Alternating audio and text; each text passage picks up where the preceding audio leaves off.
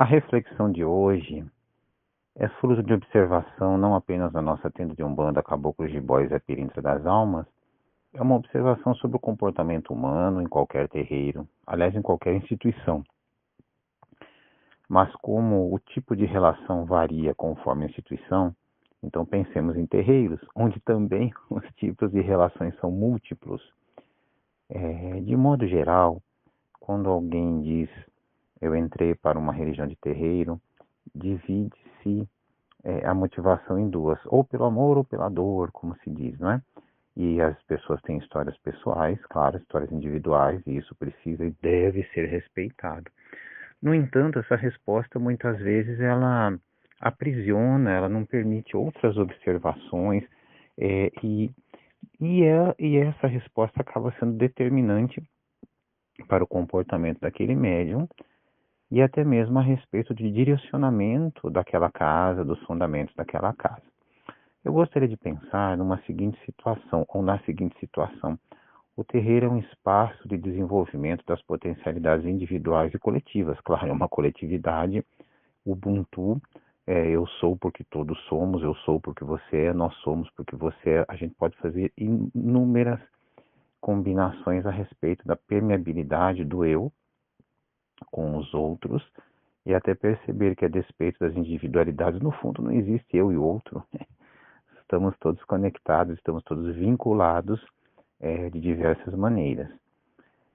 Mas, pensando na individualidade, se o terreiro é um espaço onde eu desenvolvo essas potencialidades, ou deveria ser, então, em primeiro lugar, eu vou porque me faz bem, eu vou porque ressoa em minha ancestralidade, ressoa em mim uma série de questões espirituais, evidentemente, para eu me sentir bem naquela religião e naquela casa, entendendo que sentir-se bem não significa a casa faz tudo o que eu quero, o pai e a mãe falam tudo o que eu quero, não se trata disso, não, ou a espiritualidade apenas chancela o que eu sinto, o que eu penso, não.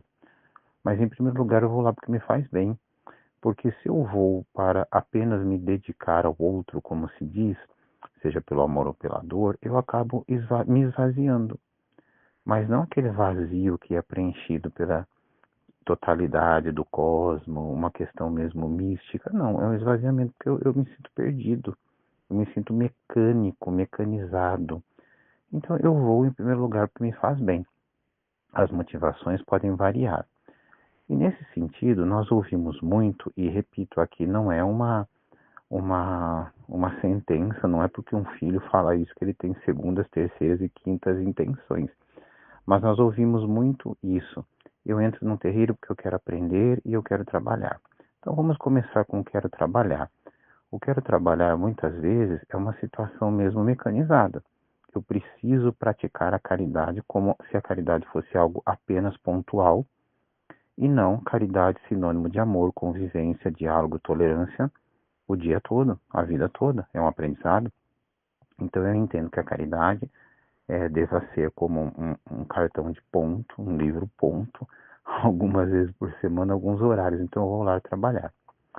Geralmente, repito, não é uma obrigatoriedade. Geralmente quem pensa assim, eu costumo dizer que não aguenta a primeira festa de santo, como se diz popularmente, porque nesse momento quase sempre temos mais serviço, não necessariamente para aquela pessoa, mas como ela se sente a doadora, às vezes até a salvadora da comunidade, então ela entende que está sobrecarregada e às vezes não está. E se está, por quê? Não deveria estar, a comunidade deveria agir de forma diferente. Ok. Então o que acontece? Passada a primeira festa de santo, a pessoa procura o pai e a mãe e diz, eu estou saindo do terreiro porque eu preciso cuidar de mim. A motivação é legítima, só que ela não exclui a vivência no terreiro. Você deve cuidar de si sempre, inclusive no terreiro. Aliás, se você não percebeu que estar no terreiro é cuidar de si e ser cuidado, ser cuidada em diversas frentes, alguma coisa está equivocada. Ou no seu raciocínio, na sua reflexão, ou na forma como o terreiro se apresenta. Não cabe a mim questionar aqui. Estou jogando sementes, como eu costumo dizer, para a meditação individual e coletiva. Então, estar no terreiro é cuidar de si.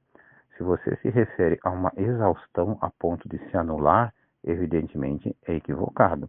Entretanto, muitas vezes essa exaustão existe na sua mente, nas expectativas que você colocou. Vou entrar no terreiro para trabalhar, às vezes até inconscientemente esperando algo em troca. Pode ser um afago, pode ser um abraço, pode ser uma palavra, pode ser uma solução, se não de algo ilegítimo, de algum problema legítimo, mas que se carrega tanto tempo.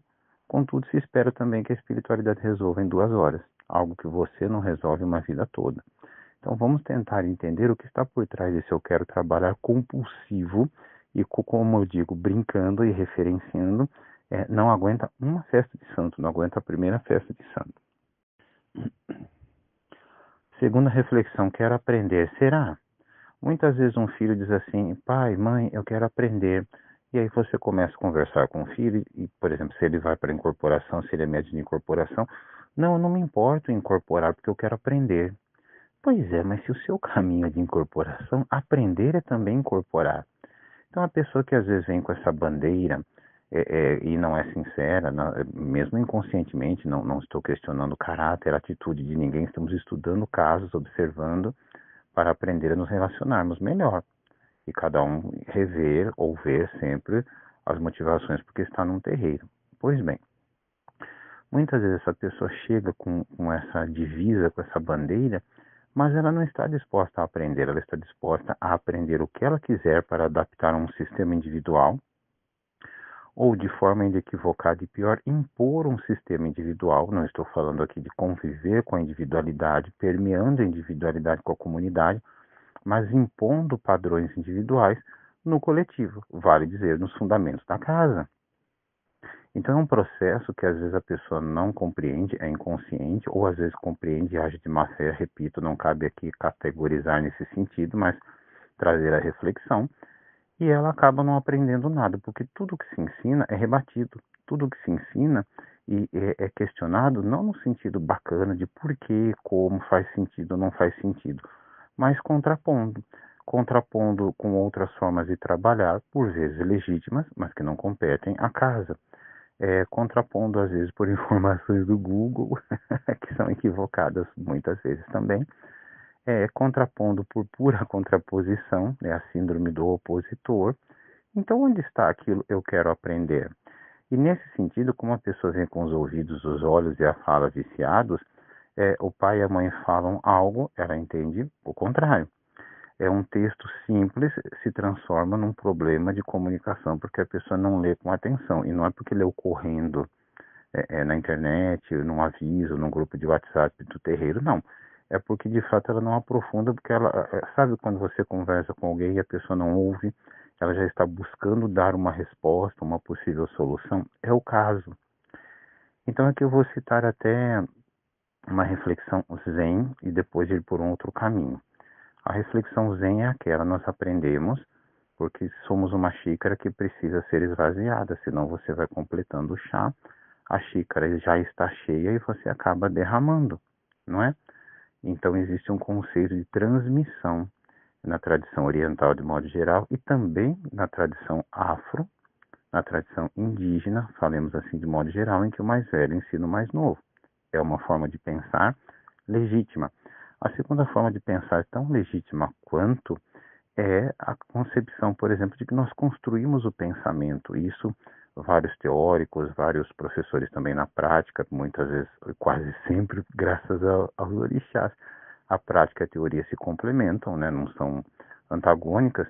Pensemos em Paulo Freire. Nós temos que a construção do conhecimento é isso, é uma construção. Ambas as perspectivas podem estar num mesmo terreiro e ambas convidam ao diálogo. Então, esse desejo de aprender é real, é aprender o quê? É aprender também para fazer o quê com aquela informação? Para seguir um desenvolvimento que leva a vida toda ou para ir para casa e começar a incorporar de forma inadvertida e supostamente divertida e até mesmo associar a outros conceitos e se tornar, como eu digo também pejorativamente, pai ou mãe de santo de amigos e familiares e vizinhos, o que é isso, não é? Então fica aqui a reflexão. Eu quero aprender, eu quero trabalhar, por isso que eu entro no terreiro. Aí eu pergunto, será? Eu nunca perguntei para um filho isso, será? Não cabe a mim, mas cabe a cada filho se perguntar do interior E cabe a cada, no interior de si mesmo, claro, e cabe a cada pai, a cada mãe, perguntar-se, observar e saber que esses desejos, quando não são sinceros, eles têm um prazo de validade.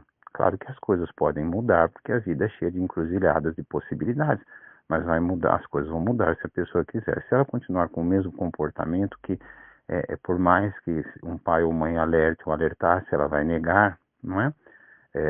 Os exemplos que eu dei, as posturas que eu dei aqui como exemplo. Então, o que vai acontecer? A gente aceita, acolhe, eu costumo fazer isso sabendo que tem um prazo de validade. E costumo até fazer, eu digo, brincando, uma aposta interna, uma bet interna. Não estou fazendo propaganda nenhuma bet cuida do nosso canal, não existe isso não. É incompatível, inclusive, com o que acreditamos e vivenciamos no cotidiano, nosso conceito de prosperidade. Mas, o que vai acontecer? Eu faço uma aposta interna e sempre ganho, infelizmente até. Fique aqui o aprendizado para todos nós, a começar por mim mesmo, a todos os médiuns, a todas as médiuns, pais e mães que acompanham este canal, que fazem parte desse diálogo e nos auxiliam bastante. Abraço, gratidão e axé.